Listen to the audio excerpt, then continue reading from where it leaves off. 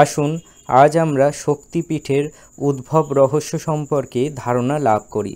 পিতা দক্ষের যজ্ঞে বিনা নিমন্ত্রণে গিয়ে সতী পিতৃকর্তৃক অপমানিত হয়ে যজ্ঞস্থলে দেহত্যাগ করেন।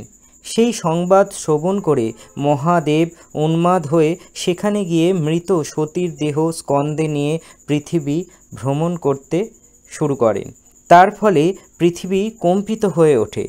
তখন দেবতা মণ্ডলী উন্মত্ত শিবকে শান্ত করার জন্য বিষ্ণুর শরণাগত হন।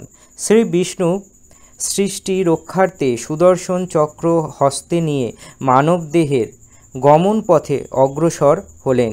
শ্রী বিষ্ণু পশ্চাতে গিয়ে শিবের স্কন্ধস্থিত সতীদেবীর পবিত্র সব দেহকে একে একে চক্র দ্বারা ছিন্ন করলেন।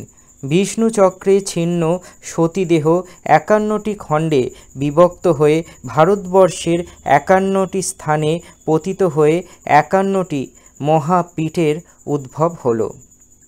আজ অবধি সেই পীঠস্থানগুলিকে দেবী বিভিন্ন নামে পূজিত হয়ে আসছেন।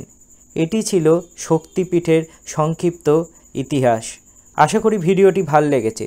ভিডিওটি ভাল লাগলে লাইক, শেয়ার ও সাবস্ক্রাইব করতে ভুলবেন না।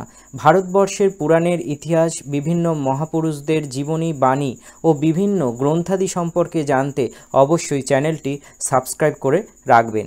কোনো বিষয় কেউ ব্যক্তিগতভাবে নেবেন না।